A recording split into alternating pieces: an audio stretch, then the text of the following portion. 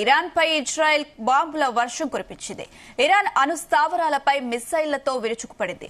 రాజధాని టెహ్రాన్ లో ఉన్న పలు అణుస్థావరాలే టార్గెట్ గా ఈ దాడులు చేసింది. మరోవైపు యుద్ద విమానాలతో సిటీ వ్యాప్తంగా పలు చోట్ల బాంబుల వర్షం కురిపించింది. దాడిలో భారీగా ఆస్తి ప్రాణ నష్టం జరిగినట్లు తెలుస్తోంది.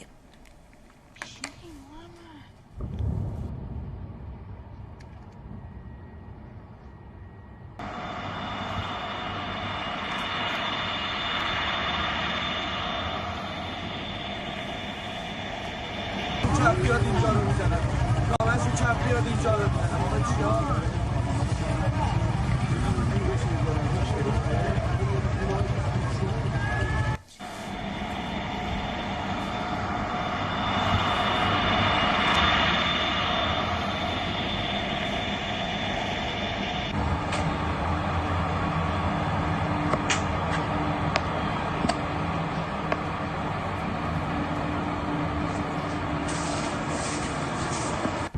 ఇజ్రాయెల్ ముందస్తు వైమానిక దాడులతో టెహ్రాన్లోని ఓ ప్రాంతంలో భారీగా పేలుడు శబ్దాలు వినిపించాయి. దాడులు చేయవద్దని అమెరికా చెప్పినా టెల్ అవీవ్ దాన్ని పెడిచెవిన పెట్టి మరీ ఈ దాడులకు పాల్పడ్డారు. ఇదే విషయాన్ని అమెరికా అధికారులు ధృవీకరించారు. అయితే ఇందులో అమెరికా ప్రమేయం లేదని స్పష్టం చేశారు. ఇరాన్ కు చెందిన అణు కర్మాగారం, సైనిక స్థావరాలే లక్ష్యంగా ఈ దాడులు జరిగినట్టు తెలుస్తుంది.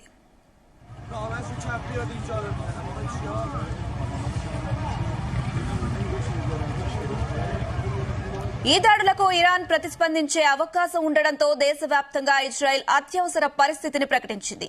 తమ దేశంలోని పౌరులే లక్ష్యంగా క్షిపణులు, డ్రోన్లతో ఇరాన్ దాడులు చేసే అవకాశం ఉందని ఇజ్రాయెల్ రక్షణ మంత్రి కాట్జ్ హెచ్చరించారు. ఈ సందర్భంగా దేశమంతటా ఎమర్జెన్సీ విధించే ఉత్తర్వులపై ఆయన సంతకం చేశారు.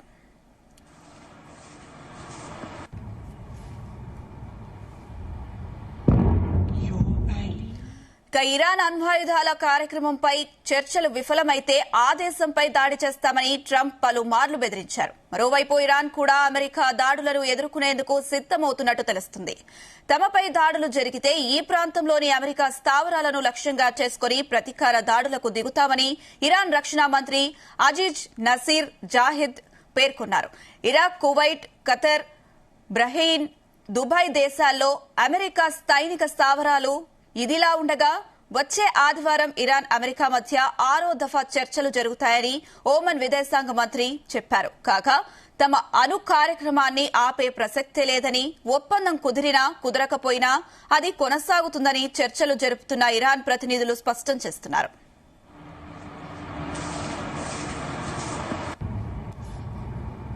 Israel launched Operation Rising Lion, a targeted military operation to roll back the Iranian threat to Israel's very survival. This operation will continue for as many days as it takes to remove this threat. For decades, the tyrants of Tehran have brazenly, openly called for Israel's destruction. They've backed up their genocidal rhetoric with a program to develop nuclear weapons. In recent years, Iran has produced enough highly enriched uranium for 9 atom bombs. 9. In recent months, Iran has taken steps that it has never taken before, steps to weaponize this enriched uranium.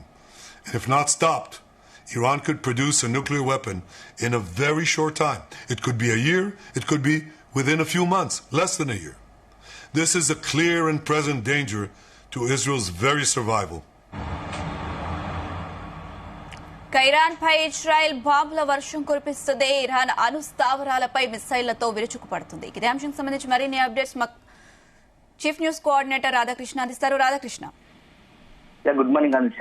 పశ్చిమాసియా దేశాల్లో తీవ్ర ఉద్రిక్త పరిస్థితులు నెలకొన్నాయని చెప్పవచ్చు. ముఖ్యంగా నిన్నటి నుంచి కూడా ఇరాన్ పై ఇజ్రాయెల్ ఏకకాలంలో పెద్ద ఎత్తున దాడులకు దిగుతూ వైమానిక దాడులతో మొత్తంగా కూడా ఇరాన్ పైన ఏకకాలంలో విరుచుకుపడుతూ ఉంది. దీంతో ఆ ఇరాన్ లోని అణుస్థావరాలు టార్గెట్ గాని ఈ యొక్క దాడులు జరుగుతున్నట్టుగా తెలుస్తా ఉంది. సో మొత్తంగా నిన్న రాత్రి నుంచి కూడా ఈ యొక్క మొత్తం ఈ దాడులు జరుగుతూ ఉన్నాయి.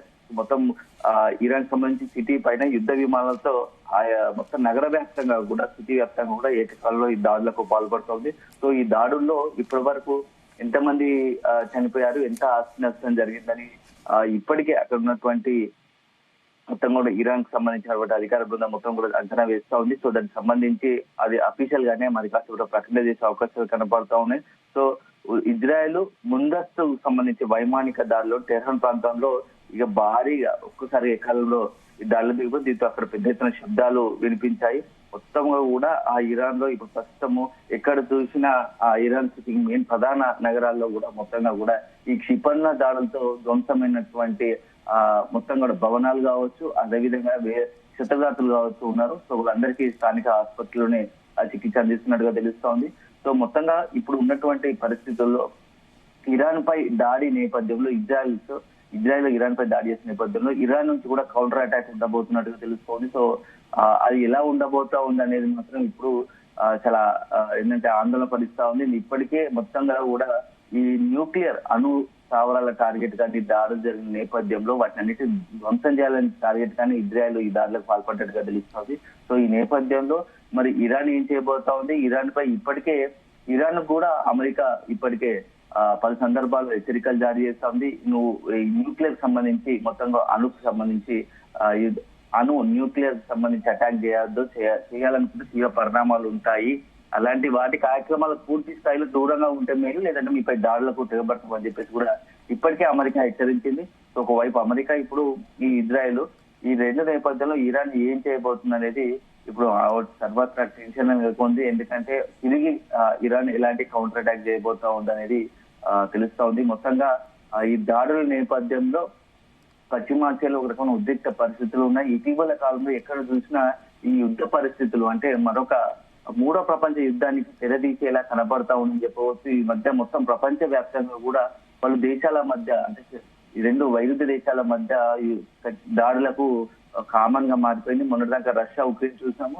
సో ఇప్పుడు ఇజ్రాయెల్ ఇరాన్ గతంలో పాకిస్తాన్ సంబంధించి ఏదైతే పాకిస్తాన్ తీవ్రవాద కార్యకలాపాలను పెంచి పోషిస్తున్న నేపథ్యంలో భారత్ కూడా పాకిస్తాన్ బుద్ధి చెప్పాలని అటాక్ చేసింది. సో ఈ మొత్తంలో కూడా ఈ యుద్ధ పరిణామాలు మొత్తం దాడులు మాత్రం కేవలం ఈ న్యూక్లియర్ అటాక్ సంబంధించి అణుస్థావరాలు టార్గెట్ గానే జరుగుతుండడం మాత్రం కాస్త మొత్తం ప్రపంచ వ్యాప్తంగా కూడా ఒక టెన్షన్ ఆందోళన నెలకొని ఈ పరిస్థితులు ఇవి మొత్తం కూడా ఎలాంటి పరిస్థితులకు దారితీస్తాయి ఈ దాడులు అనేది మాత్రం ఒక టెన్షన్ నెలకొంది.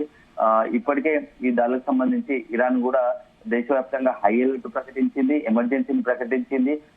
పౌరులు జాగ్రత్తగా ఉండాలి, ఇంకా అటాక్స్ పెరిగే అవకాశం ఉంటుంది కాబట్టి వీలైనంత వరకు బంకర్ లో తలదాచుకొని ప్రాణాలను కాపాడుకునే పరిస్థితి చూడండి. ఎవరైనా గాయపడ్డ వారు ఉంటే వెంటనే అక్కడ ఉన్నటువంటి అధికారులకు సమాచారం ఇవ్వండి అని చెప్పేసి ఇప్పటికే ఎమర్జెన్సీ ప్రకటించింది. సో మరోవైపు ఇజ్రాయెల్ రక్షణ శాఖ మంత్రి కూడా ఇప్పటికే హెచ్చరించారు, ఖచ్చితంగా డ్రోన్లతోని తమపై దాడులు జరిగే అవకాశం ఉంటుంది, ఖచ్చితంగా ఇరాన్ ప్రతీకార దాడి దిగబోతుంటది. ఈ నేపథ్యంలో పౌరులందరూ కూడా ఇజ్రాయెల్ పౌరులందరూ కూడా అప్రమత్తంగా ఉండాలి. సో వీలంత వరకు జాగ్రత్తగా ఉండే ప్రయత్నం చేయాలని చెప్పేసి కూడా ఇజ్రాయెల్ రక్షణ శాఖ మంత్రి కార్జీ కూడా ఆ పౌరులను అప్రమత్తం చేసే ప్రయత్నం చేశారు. సో ఎమర్జెన్సీ కూడా ఇజ్రాయెల్ కూడా ఎమర్జెన్సీ ప్రకటించారు. సో మొత్తంగా ఇరాన్ ఇజ్రాయెల్ రెండు దేశాల మధ్య తీవ్ర ఉద్రిక్త పరిస్థితులు ఎప్పుడు ఏం జరుగుతుందో తెలియని పరిస్థితి ఏర్పడింది. ఇప్పటికీ ఇరాన్ అణ్వాయుధ కార్యక్రమాలపై అనేక చర్చలు కొనసాగుతున్నాయి. ఒకవేళ చర్చలు కనుక విఫలమైతే ఖచ్చితంగా దాడులకు దిగుతాము అని చెప్పేసి ఇప్పటికీ అమెరికా బెదిరించింది. సో అమెరికా కూడా ఈ దాడులను ఒకవేళ ఇరాన్ ను అమెరికాను కూడా టార్గెట్ చేసి దాడులు చేస్తే వాటి ఇతర తిప్పు కొట్టాలు కూడా ఇప్పటికే సంసిద్ధమైనట్టుగా తెలుస్తోంది. సో ఇప్పటికే అమెరికా స్థావరాలను లక్ష్యంగా చేసుకొని ఇరాన్ పత్రికాల దాడులకు దిగుతాము అని చెప్పేసి ఇప్పటికే అక్కడ ఉన్నటువంటి ఇరాన్ రక్షణ శాఖ మంత్రి అజీజ్ కూడా ప్రకటించారు. సో మొత్తంగా Iraq, Kuwait, Qatar, Bahrain, Dubai దేశాల్లో అమెరికా స్థావరాల లక్ష్యంగానే ఈ దాడులకు దిగే అవకాశం కనబడుతా ఉంది. సో ఇట్లా ఉంటే ఆదివారం ఇరాన్ అమెరికా మధ్య మరొకసారి చర్చలు జరగబోతున్నాయి. వైపు ఈ ఉద్రిక్త పరిస్థితులు దాడులు కొనసాగుతున్న నేపథ్యంలోనే వచ్చే 2 రోజుల తర్వాత అంటే ఈ ఆదివారం ఇరాన్ అమెరికా మధ్య చర్చలు కొనసాగబోతున్నాయి. సో ఒక అణ్వాయుధ సంబంధించినటువంటి కార్యక్రమమైన చర్చ ఉండబోతుంది. సో ఆ చర్చలో ఎలాంటి వస్తుందో, ఒక చర్చలో కనుక సానుకూలంగా ఇరాన్ కనుక ఓ మెట్టు దిగకపోతే ఖచ్చితంగా అమెరికా ప్రతీకార దాడులకు దిగుతామని చెప్పేసి ఖచ్చితంగా దాడులకు దిగుతామని ఇప్పటికే హెచ్చరించిన నేపథ్యంలో ఆ చర్చలు ఎలాంటి దారి తీస్తాయి, ఒకవేళ ఆ చర్చలు జరుగుతున్న క్రమంలో ఈ దాడులు జరుగుతూ అసలు ఇరాన్ చర్చలకు వెళ్తుందా లేదా అని చెప్పేసి కూడా ఒక అనుమానాలు వ్యక్తమవుతున్నాయి. మొత్తానికైతే ఇప్పుడు మరోసారి పశ్చిమాసియా దేశాలు తీవ్ర ఉద్రిక్త పరిస్థితులు ఉన్నాయి. ఇరాన్ అదేవిధంగా ఇజ్రాయెల్ రెండు దేశాల్లో దాడులతోని మొత్తంగా కూడా అక్కడ ఉన్నటువంటి ప్రజలు బెంబెలెత్తిపోతున్నారు. అనేక మంది ప్రాణాలు కోల్పోయే పరిస్థితి అదే సమయంలో ఆస్తి నష్టం జరిగే సంబంధం ఉంది. సో ఒకవైపు డ్రోన్లు క్షిపణులతో ఈ వరుసగా అటాక్లు జరుగుతున్నాయి. Anusha right Radhakrishna, thank you.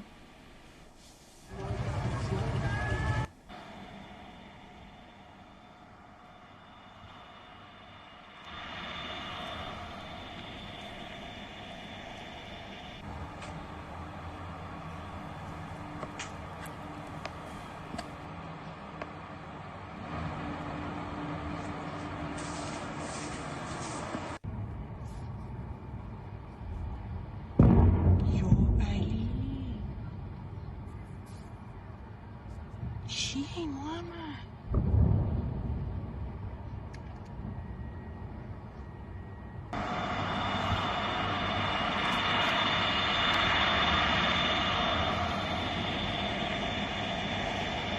چپ بیاد اینجا رو میزنن، رامش رو چپ بیاد اینجا رو میزنن. ما چیکار